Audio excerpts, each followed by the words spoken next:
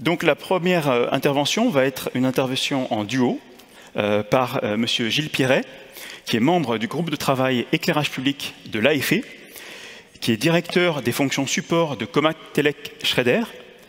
Nous allons avoir également Monsieur Alain Trémaud, qui est membre également du groupe de travail éclairage public de l'AFE et qui est directeur technique de Eclatec.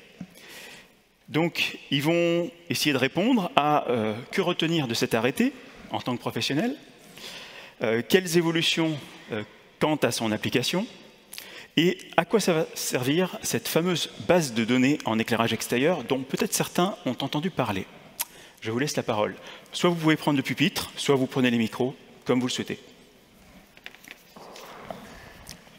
Oui, pour passer les slides.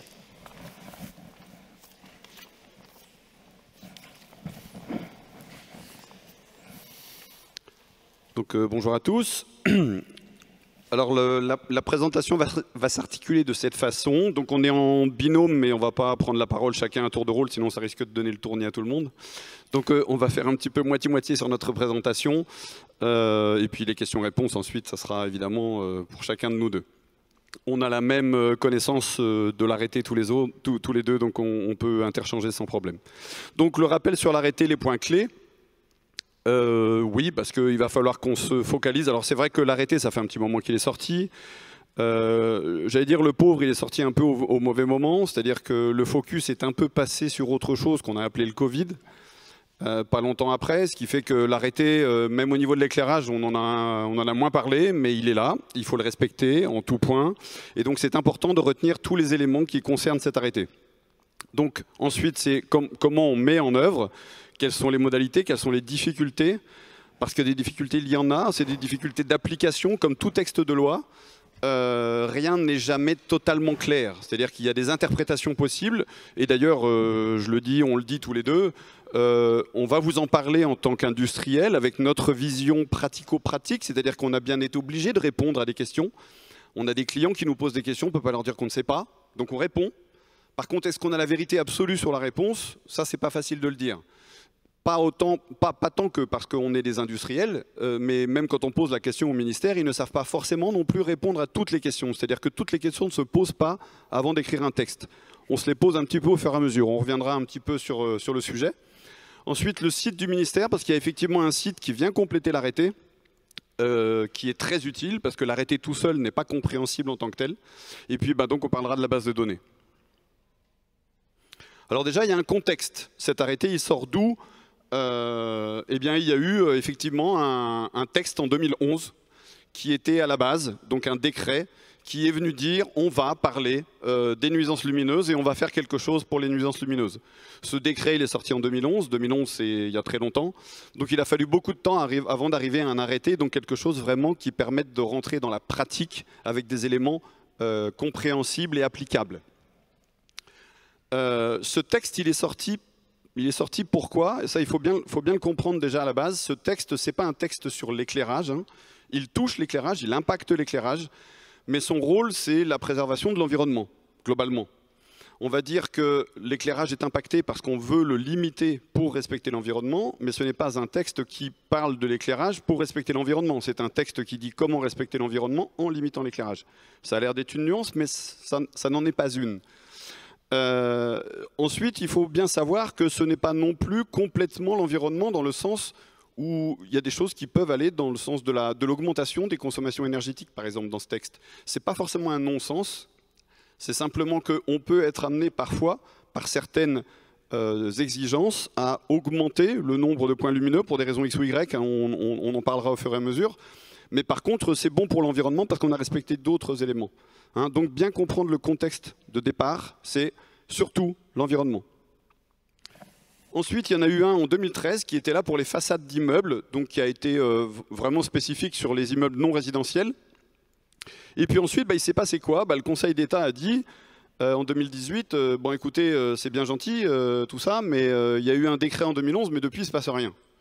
Donc il y a eu demande d'accélération pour que ce texte sorte. C'était important qu'il y ait un arrêté qui permette d'appliquer enfin ce qu'on avait dit en 2011 avec des grandes idées, mais pour lesquelles il ne se passait rien. Donc cet arrêté, il est sorti le 27 décembre 2018, applicable dans la foulée, enfin on va voir de toute façon le calendrier d'application, avec des dates d'application de certains éléments, parce que tout n'était pas appliqué le jour J, hein, il y a des choses à appliquer au fur et à mesure du temps. Ensuite, un deuxième arrêté, effectivement, comme l'a dit tout à l'heure M. Lagagné, qui nous parlait des sites d'observation astronomique, qui complètent en fait, puisqu'on a besoin aussi de la position de ces sites d'observation, vous allez voir, parce qu'il y a des critères qui sont liés à cela. Un petit élément supplémentaire qui est arrivé le 24 décembre 2019. Alors ça, j'ai repéré quelque chose là-dessus, je ne sais pas, vous ferez attention, mais il y a beaucoup d'arrêtés concernant l'éclairage qui sortent à Noël. Je pense que c'est une sorte de cadeau. J'en ai vu pour les PMR, on en reparlera aussi. Franchement, le PMR, il y en a qui sont sortis le 24 décembre assez régulièrement. Je ne sais pas. Je pense que c'est juste avant les vacances, il faut qu'on décide, là, poum, ça sort. Bon, ça c'est la blague, hein, mais c'est vrai, hein, c'est pas faux. Vous vérifierez, il y en a quelques-uns qui sont sortis le 24 décembre. Et ensuite, donc, les explications et commentaires sur le site du ministère. Alors déjà, tout commence là. C'est très important de comprendre que cet arrêté demande d'abord une classification. Qu'est-ce que vous éclairez? Parce que suivant ce que vous éclairez, vous devez appliquer des contraintes différentes. Donc ce cercle, il est là pour nous dire, voilà, il y a A, B, C, D, E, F, G. A, alors il y en a qui sont, j'allais dire, plus importants que d'autres. Ce n'est pas plus important, mais disons qui demandent plus souvent de l'application que d'autres. Le A, typiquement, c'est celui qui nous concerne le plus, en tout cas nous, industriels, clairement, c'est extérieur, public ou privé, dont voirie. Là, on tape dans le lourd au niveau de l'arrêté, c'est vraiment le plus gros des éléments, le A. Le A qui, évidemment, a les contraintes les plus exigeantes. Ensuite, vous avez le B, mise en valeur du patrimoine, cadre bâti, parc et jardin. Là, il y a beaucoup de choses dedans. Ce sont des éléments qui ne sont pas forcément gérés de la même manière. Ce n'est pas parce qu'ils sont tous dans le B qu'ils sont gérés de la même manière au niveau des contraintes. Il y a des contraintes différentes, suivant qu'on parle de la mise en lumière ou des parcs et jardins, par exemple. Vous avez le C, équipement sportif, où il n'y a rien. En fait, voilà, on fait à peu près ce qu'on veut. Enfin, j'exagère presque pas. Le C, il n'y a quasiment aucune contrainte. Le D sur les bâtiments non résidentiels. Le E pour les parkings. J'ai jamais trop compris pourquoi les parkings, on les avait mis à part, mais globalement, les parkings qui sont en E sont traités quasiment comme le A. Le A et le E sont très souvent mis ensemble au niveau des contraintes. Vous avez le F et le G ensuite qui sont vraiment assez exceptionnels. C'est pour l'événementiel ou des chantiers. Donc là, c'est pour du temporaire. Donc là, on touche vraiment au plus gros, c'est-à-dire que c'est là que tout commence. Hein. Il faut absolument savoir quel type d'installation on éclaire. Parce que de ce type-là va découler le reste. Il ne faut surtout pas dire ce que l'on veut comme application et de se dire « Ah bah du coup c'est du B ». Ça ne marche pas comme ça. Hein, enfin, je sais que je l'ai entendu ça par moment. Vu que le B, les contraintes sont beaucoup moins exigeantes, bon, on n'a qu'à dire que tout est B et puis on a réglé le problème. Ce n'est pas tout à fait comme ça qu'il faut fonctionner. Donc effectivement, il faut dire déjà quel type d'installation dans lequel on est. Il faut argumenter pour ça évidemment. Le dire. C'est ça aussi qui est important au niveau des industriels, c'est de vous dire, de dire à ceux à qui on présente le projet, voilà, on a pris ça. Je dis, il faut bien comprendre quelque chose. Hein. En tant qu'industriel, on n'est pas détenteur de la loi. Donc nous, notre boulot, c'est d'expliquer tout ça, de dire, nous, ce que l'on explique, ce que l'on applique, pardon, pourquoi on l'applique, quels sont les éléments. Mais en face, personne n'est censé ignorer la loi. C'est-à-dire que cette loi, vous devez, enfin tous ceux qui demandent à des industriels doivent aussi prendre leur part de responsabilité à ce niveau-là et de dire, est-ce que mon installation est bien du type A ou est bien du type B? Parce que par moment, à la limite, l'industriel, il n'en a même pas forcément conscience. On nous achète des luminaires sans nous dire où est-ce qu'on va les mettre.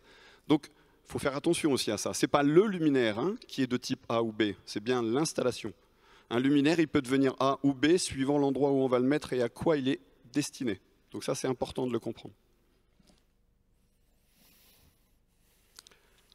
La temporalité. Alors, je ne vais pas décrire tout ce tableau, c'est juste dire que alors, on parle de l'article 2. Hein. L'article 1, c'est la définition des types d'installation. L'article 2, c'est la temporalité. Donc, il y a tout un tas de choses qui sont définies au niveau de la temporalité.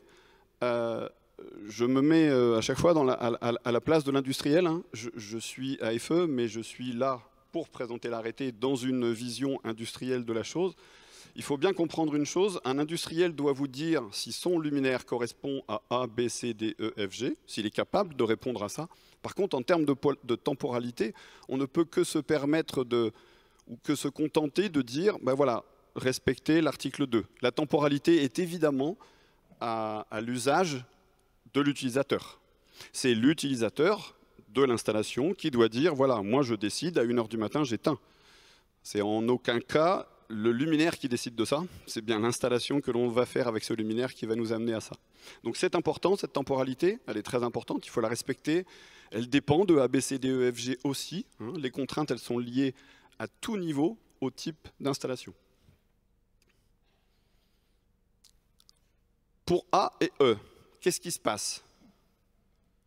Alors le premier élément, l'ULR. Alors l'ULR, c'est quelque chose dont on ne parlait pas énormément avant l'arrêté, dont on commence à parler beaucoup plus. On commençait à parler de l'ULOR, plutôt. Ce n'est pas juste quelqu'un qui a oublié de mettre le O. Hein.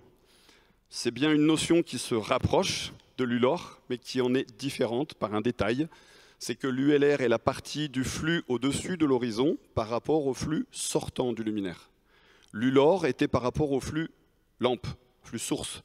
Donc évidemment, le flux source, avec l'apparition des LED, c'est devenu un peu, je dirais pas obsolète, mais presque. On parle beaucoup plus du flux qui sort des luminaires et plus trop du flux de la source qui n'a plus trop lieu d'être. Donc évidemment, l'ULR a remplacé l'ULOR. Cet ULR doit être inférieur à 1%. C'est très très petit. Pour des luminaires fonctionnels avec une glace plate, c'est facile. Pour des luminaires avec une vasque un peu bombée, ou des luminaires qui étaient là pour faire joli, ce qu'on appelle les luminaires d'ambiance, avec les 4 faces, etc., là, ça devient mission impossible. Donc il y a eu évidemment une restructuration beaucoup plus grande de l'éclairage d'ambiance que de l'éclairage qu'on appelle fonctionnel. Et ce luminaire, en plus, installé sur site, ça doit être inférieur à 4. Bon, j'allais dire une chose, mais je veux dire, on n'est pas là pour faire de la polémique, donc ça ne sert à rien, mais franchement, inférieur à 4 sur site, c'est complètement idiot à partir du moment où on respecte inférieur à 1 une fois fabriqué, quoi. Parce que pour arriver à 4, un luminaire qui est inférieur à 1, quand il n'est pas incliné, pour arriver à 4, il faut franchement le vouloir. Hein. Il faut aller taper dans les 40, 50, 60 degrés d'inclinaison, c'est n'importe quoi. Donc, ok, bon, peu importe, c'est là. Il faut donc respecter les deux conjointement. Ça, c'est important de le comprendre. Ce n'est pas juste inférieur à 4 sur site quand ça nous arrange, c'est bien inférieur à 1 aussi fabriqué. Donc à 0 degré en laboratoire. C'est, voilà, hein, comme je l'ai dit, c'est très impactant sur les luminaires de style. Le code flux CIE numéro 3, on ne va pas raconter l'historique d'où ça sort, mais c'est l'éclairage intérieur dont ça vient. Ce n'est pas quelque chose qui est adapté à l'éclairage extérieur du tout. Parce que le code flux, c'est qu'est-ce qu'il y a entre 0 et 75,5 degrés, mais tout autour. Ce qui n'a aucun sens. L'éclairage public n'éclaire pas tout autour de cette manière-là. Très peu. Il y a de l'éclairage qui va faire, oui, devant, derrière, sur les côtés un peu, quand on éclaire une place ou des choses comme ça, des parquets jardins peut-être, mais l'éclairage public, comme on le dit, l'éclairage de rue, jamais de la vie, ça fait un rond. Ça éclaire de manière différente devant, derrière et à gauche et à droite, complètement différente. Ça fait plus un ovale étalé qu'un rond. Or là, la spécificité, elle est que ça s'adresse à une photométrie qui est du type ronde. Donc déjà, bon, ok, c'est comme ça. On doit, dans les 75,5 degrés tout autour du luminaire, placer 95% du flux. Ça veut dire qu'on rabat quand même relativement le flux, ce qui fait que par moment, oui, il faut rapprocher les luminaires par rapport à ce qu'on pouvait faire avant. Parce que clairement, pour éloigner les luminaires, la solution c'est quoi? C'est tirer plus loin. Pour tirer plus loin, il faut tirer plus haut. Donc là, le fait de réduire ce flux, ça peut faire réduire les espacements. Ne me faites pas dire ce que je n'ai pas dit. Je n'ai pas dit qu'on réduisait tous les espacements de ce fait-là. Mais oui, pour certaines installations, ça a été nécessaire de le faire. C'est pour ça que je vous ai dit tout à l'heure en préambule, ce n'est pas forcément économique en soi, cette solution-là. C'est simplement que là, effectivement, les flux qui sont entre 75,5 et 90, c'est les flux les plus gênants. C'est ceux qui vont se propager le plus loin. C'est ceux qui sont globalement gênants pour l'environnement. Et pour les observations astronomiques, parce qu'on traite les deux aussi. Donc c'est le but de la manœuvre, hein. Ce n'est pas pour faire des économies ou quoi que ce soit. Et la température de couleur, qu'on limite à 3000 Kelvin majoritairement comme maxi, pourquoi? C'est pour éviter les bleus. Alors c'est pas comme pour tout à l'heure, hein. Les bleus, là, c'est pas parce que ça va être gênant s'il y a une personne âgée qui passe ou je ne sais quoi. Là, c'est le bleu pour l'environnement. C'est-à-dire que les espèces animales qui vivent la nuit vont être beaucoup plus gênées par le bleu que par les rouges, jaunes, etc., qui sont des couleurs finalement qu'on peut retrouver à des moments où on est proche de la nuit. Donc c'est quelque chose qui est beaucoup moins gênant pour un animal, quel qu'il soit. En tout cas les animaux nocturnes évidemment. Donc en empêchant d'aller au-dessus de 3000, ce qu'on veut c'est réduire le bleu. La transition avec tout à l'heure est top. Donc le DSFLI, donc là ça veut dire quoi? C'est la densité surfacique de flux lumineux installé. Donc là on veut limiter le nombre de lumens par mètre carré. Ça dépend aussi des installations ABCDE. On est très exigeant sur les A et E+, mais là pour les parcs et jardins aussi, évidemment. Donc vous voyez d'ailleurs que pour le B, c'était mise en valeur du patrimoine et parcs et jardins. Or là, la spécification, c'est uniquement pour les parcs et jardins, pas pour les mises en valeur de bâtiments ou les mises en valeur de patrimoine. Et donc ce que l'on veut là, c'est donc limiter le nombre de lumens installés par mètre carré. Donc obligation de faire un projet. Alors déjà, on commençait à avoir ça pas mal avec les PMR, etc. Maintenant, c'est systématique, il faut. Une fiche produit, c'est suffisant pour savoir si le luminaire répond aux critères que je vous ai dit tout à l'heure, mais un projet est indispensable pour savoir si on a assez de lumens par mètre carré. Enfin, assez, c'est pas assez, pardon, c'est pas trop. La limite, c'est surtout celle-ci, évidemment. Donc, il faut trouver la surface, déjà. Ça, c'est un problème. Qu'est-ce qu'on éclaire exactement? On n'est pas toujours forcément d'accord d'un côté comme de l'autre, c'est pas toujours évident ça. C'est pour ça que par rapport à un demandeur, je me mets plutôt comme personne qui reçoit la demande, faites très attention par rapport à la surface que vous utilisez et quels sont les flux à utiliser. Donc on sera plus sur des flux sortants, donc des flux de lampe, des flux luminaires, pardon. La lumière intrusive, donc la limiter, c'est tout. Le gouvernement ne dit rien de plus, le militaire ne sait pas aller plus loin que ça, il faut le limiter. En sachant que c'est comme les nuisances sonores, si vous êtes embêté par un voisin, vous portez plainte et c'est là qu'on va se rendre compte si c'est oui ou non de trop. Ben pour la lumière, c'est la même chose, il n'y a pas de valeur. Et là, je regarde Alain parce que je suis en train de me demander si c'est là que je switch ou pas. Donc je fais celle-ci et je switch ensuite. Donc les sites géographiques spécifiques, oui, pourquoi? Parce que les types d'installations ne suffisent pas. A, B, C, D, E, F, G, c'est bien. Mais si en plus vous êtes donc type A, mais que vous êtes près d'un site d'observation astronomique, vous avez des contraintes supplémentaires. Si vous êtes près d'une réserve naturelle, si vous êtes dans un cœur de parc national, c'est pareil. Il y a des exigences supplémentaires. Qu'est-ce qui se passe pour les cours d'eau? On ne doit plus les éclairer directement. Donc c'est pareil, ça peut être un peu ambigu. Qu'est-ce que ça veut dire directement? Est-ce qu'on fait exprès ou pas? Est-ce que si on est sur un pont, il y a de la lumière qui déborde du pont, est-ce que c'est considéré qu'on éclaire directement l'eau? Voilà. Il y a toujours tout un tas de choses, et ça, Alain va vous en reparler tout à l'heure, c'est les problématiques de l'utilisation en fait, de cet arrêté. Est-ce qu'on a raison ou pas de faire telle ou telle chose? Et puis c'est tout. Et puis voilà, les dates d'application. Hein, Alain, qu'est-ce que tu en penses? Donc je vais passer la parole à Alain pour prendre le relais à ce sujet-là.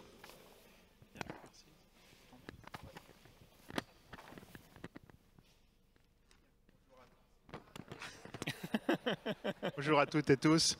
Donc je passe le suivant. Donc Gilles vous a rappelé ce que vous saviez, donc c'est les éléments essentiels de l'arrêté. La question qui s'est posée, pour nous évidemment, mais aussi pour le ministère, c'est comment ce texte qui a été fait de manière un peu difficile, avec une contrainte temporelle forte, et qui est un texte législatif, donc qui doit correspondre à ce que demande le Conseil d'État, prendre en compte tous les textes existants, donc est-ce que ça peut s'appliquer? Donc, il y a eu des étapes. Il y en a une qui était publique, hein, fin 2018. Il y a eu une consultation publique sur le site du ministère. Il y a plus de 400 personnes qui avaient répondu en faisant des commentaires pour arriver à la version définitive. Mais donc publiée fin 2018, mais dès 2019, en tout cas à l'AFE, on n'était pas les seuls, loin de là, mais l'AFE a été sollicité pour participer à un certain nombre de discussions avec le ministère pour voir si c'était réellement applicable et qu'est-ce qu'il fallait faire pour que ça soit un peu mieux applicable. Donc en 2019, c'était l'application potentielle, parce que la diapo que j'ai passée avant, qui est le calendrier, vous savez que c'était début 2020, que c'est pour les installations à partir de 2020 que ça s'appliquait. Donc on a discuté pendant qu'on devait se préparer à appliquer l'arrêté, et puis après 2020, l'application réelle, où là on a eu des retours d'expérience concrets. Alors, Un des produits de cette discussion, c'est la création d'un site du ministère.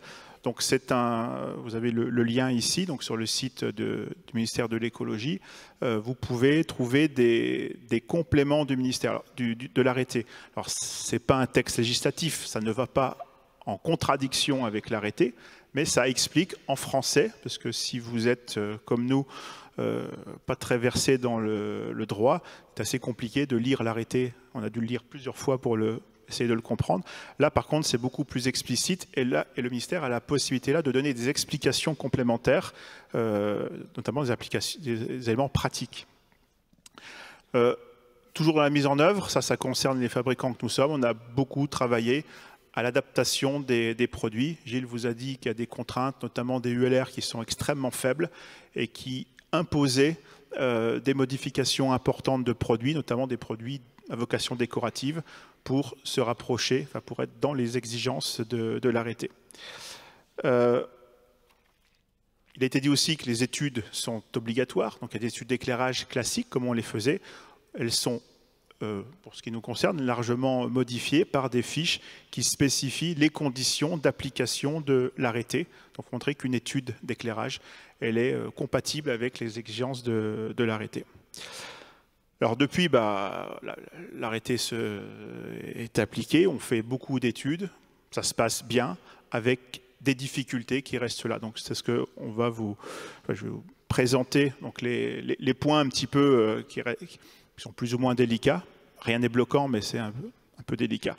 Donc on retrouve les éléments de l'arrêté. Le premier, c'est la densité surfacique de flux. Donc c'était un élément nouveau dans les projets. Donc c'est simple, c'est un flux divisé par une surface. Le problème, c'est qu'est-ce que le flux et qu'est-ce qu'est la surface. Donc là, l'arrêté dit que c'est les sources lumineuses, sans les définir. Donc là, on est tombé sur une réelle difficulté qui a été justement en partie réglée à travers ce site du ministère, où il a renvoyé à la directive éco-design, donc applicable depuis le 1er septembre de cette année, donc c'était pas encore un document officiel, mais il a renvoyé à cette directive la notion de source lumineuse. Néanmoins, cette directive éco-design est d'application délicate. Il y a surtout un critère de démontabilité des sources, c'est-à-dire que si on considère la directive, la source lumineuse peut être soit le luminaire, soit le PCB, selon la démontabilité de cette source. Donc il y a une interprétation qui est un petit peu délicate. Il y a des petites discussions sur la notion de surface de calcul. Quelques précisions ont été données sur des zones qu'on ne peut pas prendre en compte. C'est que dans la norme d'éclairage, on prend la surface des abords. Là, ce n'est pas autorisé, donc ça a été précisé. Et puis, cette densité surfacique de flux, elle conduit à une limitation des éclairements possibles, qui sont des fois en contradiction avec ce qui est demandé ou ce que demande la norme. Donc là, il y a une petite difficulté et qui va jusqu'au contrôle, parce qu'il y a des missions de contrôle de la PAV qui ne contrôlent qu'une partie, ils vont contrôler les éclairements, mais ne sont pas missionnés pour contrôler l'arrêté, par exemple. Donc, voilà. Donc il y a ces difficultés parfois entre l'exigence de l'arrêté et cette exigence normative, la norme n'étant que d'application volontaire, donc elle s'efface derrière l'arrêté. Autre élément qui amène quelques questions parfois, ce sont l'applicabilité de l'arrêté. Il s'applique partout, donc dans tout l'espace public et privé, mais les textes en vigueur s'appliquent avant l'arrêté, donc il y a notamment tout ce qui est droit du travail. Donc partout où il y a un travail permanent qui se fait, ça reste les éléments du Code du travail qui s'appliquent. L'arrêté le rappelle, ce n'était pas nécessaire, mais il rappelle que pour tous les domaines où la sécurité aéronautique, ferroviaire, maritime est en jeu, ce sont ces textes-là qui s'appliquent. Et puis il y a, j'y reviendrai, dans le Code du patrimoine, donc pour des applications caractères patrimoniaux, des applications particulières. Il y a, Gilles l'avait évoqué, les zones PMR. On a tout un arsenal d'arrêtés sur les zones dites PMR. Et là, on a une application qui limite les niveaux d'éclairement partout, y compris en zone PMR. Donc ça venait en confrontation. Le texte du site du ministère précise l'application, enfin quel arrêté s'applique. Vous verrez le détail en indiquant que c'est selon le marquage physique ou non des zones dites PMR qu'on va appliquer l'un ou l'autre. On a le code flux qui est problématique, hein, c'est une notion, je partage ce qu'a dit Gilles sur le manque d'intérêt de ce critère qui ne sert à rien, pour ne pas dire qu'il est idiot, dans nos applications, et ça se traduit notamment pour des bornes. Je vous montrerai un petit exemple.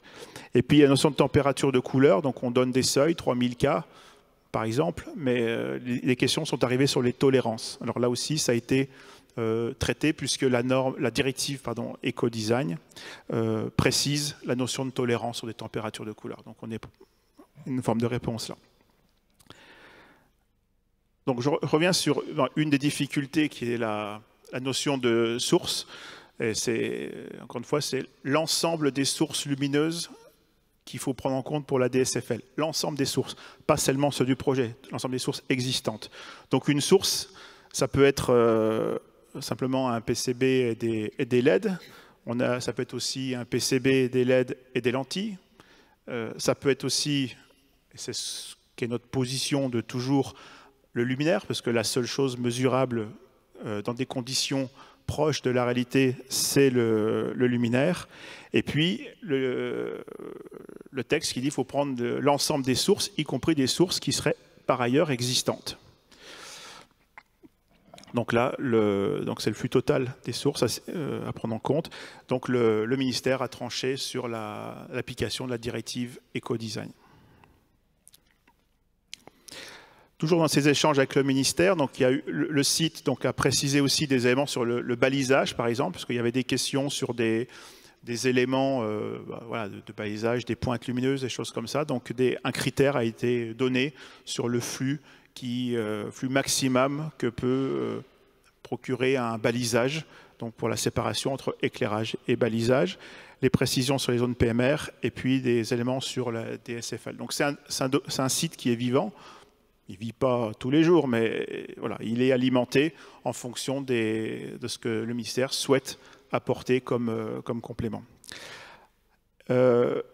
Ces discussions ont longuement porté sur les ULR des luminaires, notamment décoratifs. Donc, le ministère n'a pas voulu ou n'a pas pu revenir sur ces exigences-là. Néanmoins, il a été possible de le faire sur des luminaires dits patrimoniaux qui sont couverts par le ministère de la Culture. Donc il y a eu une ouverture sur ces produits-là. Je vais y revenir. Et puis ce site peut continuer à évoluer, comme je l'ai indiqué. Un petit mot sur le code flux et une expression de son caractère très embêtant. Là, on est sur les bornes. C'est-à-dire qu'en fait, ce critère, plus on baisse la hauteur, plus il devient stupide. Et sur les bornes, il est carrément stupide. Donc là, on voit un exemple. Alors, l'exemple de gauche, c'est ce que l'on faisait avant l'arrêté. Donc, on avait 20 lux, on avait des performances, des uniformités calculées selon la norme 13201, c'était OK. Maintenant, avec la limitation du flux, limitation de l'éclairement et le code flux, cette installation, donc une borne de 1 mètre espacée de 9 mètres, n'est plus conforme. Donc il faut changer de lentille pour avoir un code flux qui passe les 95%. Et là, les uniformités se dégradent. Alors on peut faire ça, c'est conforme à l'arrêté. La norme d'application volontaire, donc on peut s'en passer. On a simplement fait une installation PMR avec une uniformité catastrophique, ce qui n'est pas idéal. Donc, on règle à la fois le problème normatif et réglementaire en rapprochant les bornes. Voilà. Certains disent que c'est les fabricants qui ont œuvré pour vendre plus de bornes. C'est évidemment pas ça, parce que on va vers des situations stupides. Quand j'ai mis que le ministère pourrait rajouter quelque chose sur le site, probablement que le prochain sujet concernera les bornes, c'est-à-dire que voilà, ils ont compris que les bornes de 1 mètre, 1 mètre 20 doivent être traitées de manière différenciée. C'est à eux de le confirmer. température de couleur, donc on a eu pas mal de questions sur des gens ont peur de l'effet de seuil sur des températures de couleur. Donc là, on est protégé par une tolérance de 10% de la norme Ecodesign. Et puis donc sur les ULR qui étaient embêtants, donc il y a les critères qu'a donné Gilles, mais l'allègement sur les luminaires patrimoniaux. Donc, les luminaires patrimoniaux, c'est un arrêté donc, qui a été fait un an après et qui, pour des produits particuliers, donc qui sont anciens ou qui se reproduisent des modèles anciens, on va pouvoir s'affranchir des exigences du 1% pendant un temps très court. Donc, quand on voit des installations comme ça, donc Place Stanislas à Nancy, que nous considérons comme la plus belle place du monde, il est évidemment pas possible de mettre des luminaires uniquement basés sur des critères de ULR. Il faut absolument respecter l'architecture de l'époque, soit de jour ou de nuit. Et puis, dans les articles de l'arrêté, il y en a un que Gilles n'a pas présenté, c'est les exigences réglementaires adressées aux gestionnaires sur le registre. C'est-à-dire que le gestionnaire doit tenir à jour tout un ensemble d'éléments qui portent sur le luminaire, qui portent sur les installations, qui vont être utilisés lors de contrôle. Donc les ULR, les codes flux, etc. Ça c'est des éléments que doit fournir le fabricant, c'est intrinsèque au luminaire, mais l'exploitant doit aussi fournir, tenir à jour les dates d'installation, puisqu'il y a un calendrier qui dit on s'applique, et puis toutes les exigences techniques présentées avant. Alors ça c'est une obligation, et ça fait le lien avec la base données éclairage public. Donc on change de sujet. Là, on parle c'est quelque chose que vous connaissez peut-être moins, puisque c'est plus récent et puis ça a été moins publié et c'est moins impactant. Une démarche donc, qui est pilotée par l'INRAE, dont le CNIJ, une petite faute d'orthographe, le CNIJ a lancé un travail pour créer une base de données pour recenser les points lumineux en France et leurs caractéristiques.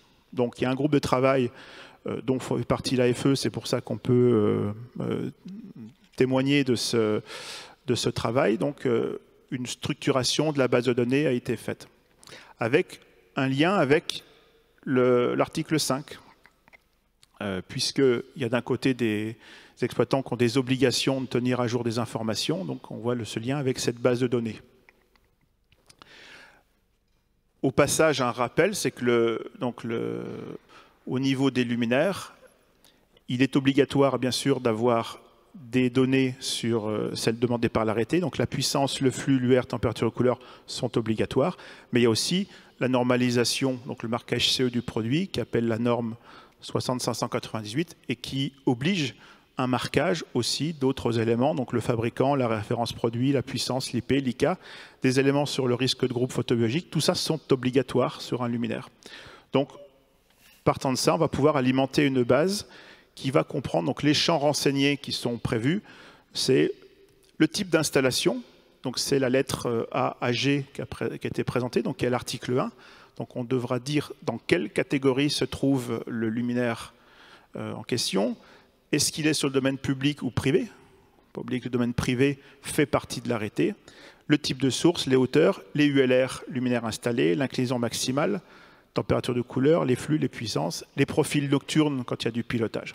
Donc tous ces éléments, c'est la structure de la base de données. Alors, cette base, elle a été faite pour recenser le parc, ça n'existe pas. Ça permettra, et je vais passer un peu vite, mais il y a pas mal d'institutions qui participent à ce travail. Il y a la FNCCR, il y a Scarlib. Donc ça sert pour des gestionnaires, mais ça sert aussi pour des travaux de recherche, pour des travaux d'analyse du parc. La remarque que l'on fait, c'est que par rapport à l'arrêté, tous les éléments n'y sont pas. Donc il faut avoir conscience de ça. C'est que tous les éléments qui permettraient de voir sur la base de données si une installation est conforme ou pas ne figurent pas dans la base. Donc le code flux CIE ne figure pas. toutes les zones particulières, donc c'est l'article 4, est-ce qu'on est en zone protégée ou pas, ça n'y figure pas. Il n'y a pas d'information sur les lumières patrimoniaux et il n'y a pas d'information sur la DSFLI. Donc cet outil ne peut pas servir de contrôle automatique. Ça pouvait être une tentation au départ, ça ne peut pas en être une. Et puis il y a une subtilité, donc dans les catégories B, donc Gilles vous a dit c'est assez vaste, il y a les parcs et jardins, il y a les mises en valeur de patrimoine, donc des catégories ont été introduites, B1, B2, B3, je ne sais pas à quoi elles correspondent, donc il y a une petite difficulté pratique pour classifier dans des catégories qui ne sont pas directement celles de l'arrêté. Donc voilà, c'est une base qui va être mise en œuvre très prochainement, c'est ma dernière diapo. Je vois que le time. Merci bien. Merci.